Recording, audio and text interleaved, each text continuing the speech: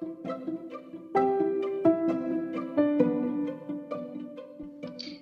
is Teachable Moments with April podcast, and you guessed it, I'm your host, April.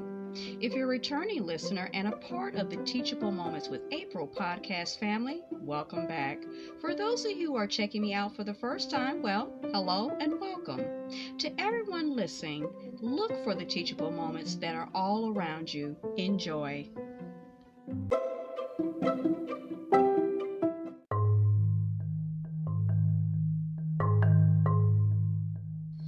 I'm your host, April. So now we're getting into chapter 4, dealing with territorial spirits, and this is a series, part of a series based on a book by C. Peter Wagner entitled Territorial Spirits, in which we're basically talking about spiritual warfare. So, dealing with territorial spirits, chapter 4 by Timothy M. Warner. Timothy Warner introduced a course on power encounter at Trinity Evangelical Divinity School in Deerfield, Illinois. Deerfield, Illinois, where he is a missions professor.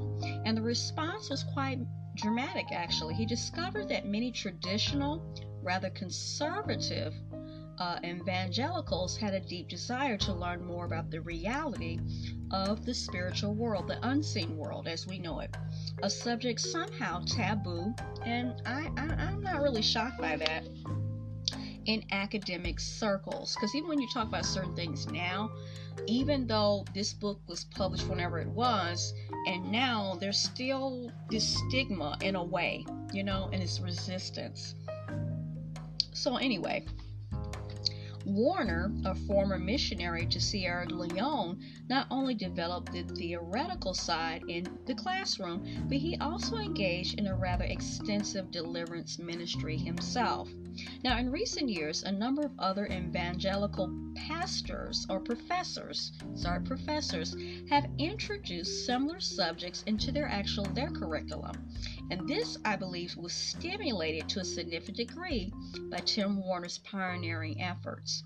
Now, many of these professors contribute to a volume, which I edited along with Douglas P., Wrestling with Dark Angels, in 1990 by Regal Books, and which I strongly recommend to those who desire more information on the subject. Now, this brief chapter contains material which Timothy Warner presented to Fuller Seminary in the 1989 annual Church Growth Lectures. His overall topic was power encounter in world evangelization. An area of power encounter which is just beginning to be taken seriously is the confrontation of demons associated with specific locations or geopolitical units. Now, the whole concept of the gods of the nations in the Old Testament and the references in Daniel to the Prince of Persia and the Prince of Greece, which is found specifically at Daniel 10:13 and 20, provide us with a biblical insight into this, and Jesus' statement about binding the strong man, which is found in Matthew 12:29, may also apply.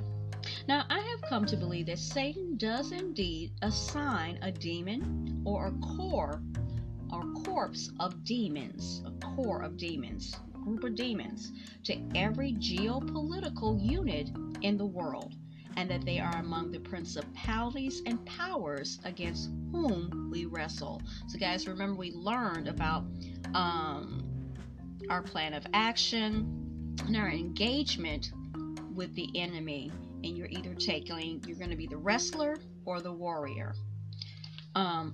So this concept first came up in the missionary context when I read a new missionary going into an American Indian village in Canada. A veteran of such ministry told him that he had better be prepared to do battle with the demon of the village on his arrival. Wow, that got to be like, whoa. The young missionary's worldview and training had not prepared him, I bet it didn't, for such concepts, and they just moved in. It was not long, however, before his wife became ill. She fell ill, guys, and had to be flown out. Now, the young man was standing alone in his cabin with his back to the stove to keep warm when he heard an awful noise that seemed to be coming from the stove pipe. Now, suddenly something jumped on his back, and although he could not see anything, he was barely able to stagger to a chair to sit down. And that thing identified itself as the demon of the village, and the battle was joined.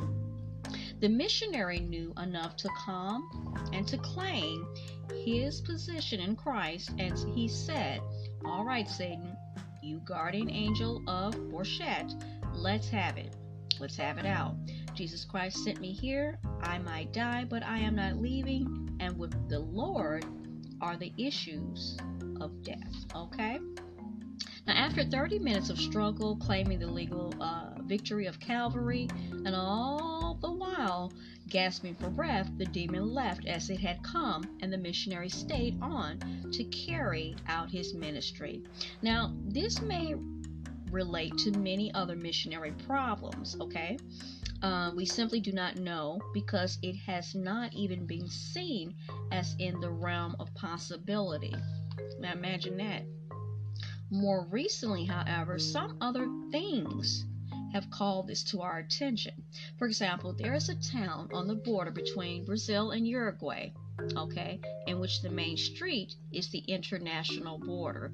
Now, in a previous episode, we talked about this, specifically this particular situation that they're referring to about Brazil and Uruguay. And on the Uruguay side of the street, no one would take the religious tracts, but on the Brazil side, they did. Isn't that something? And it was just the difference between walking across the street. So interesting, right? Okay, so one side of the street is in Brazil, and they're going to give the example, and the other side is in Uruguay. And then it goes on to say what we spoke of in a previous episode. Ralph Mahoney of World Map tells of a missionary who was in this town passing out religious tracts. And on the Uruguay side, exactly, of the street, people were very unresponsive, okay? But when he crossed over to the Brazilian side, a person who had just refused on the other side of the street, that's considered Uruguay, now received the tract and even thanked him profusely for it. I mean, like, really think about this. That's wild, right? His curiosity aroused, he tested several more people and found the same exact pattern. So it says here that Peter Wagner reports this. Later, as the missionary was praying about the incident, the words of Jesus came to his mind. No one can enter a strong man's house and plunder his goods unless he first binds the strong man, and then he will plunder the house. And this is at Mark 3:27. Could it be that the strong man on the Brazilian side had been bound while the strong man on the Uruguayan side was still exercising power? Look at that. This concept is what seems to be a key factor in the amazing revival movement that is taking place in Argentina. So remember we talked about Eduardo Silvoso writing in Global Church Growth reports that 3,000 and maybe as many as 8,000 persons per day are making decisions to come to Christ. Okay, in Argentina. The one element in the evangelistic approach which seems to be new is the role of prayer. Okay.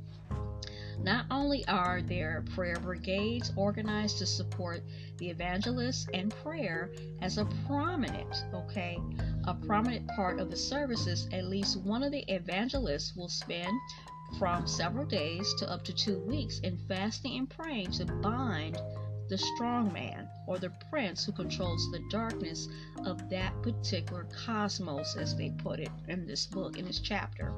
As soon as the Lord gives him the assurance that this has been done, he begins preaching, and the results speak for themselves. This is a dramatic illustration of S.D. Gordon's statement, and it is this: intercession is winning the victory over the chief, and service is taking the field after the chief is driven off.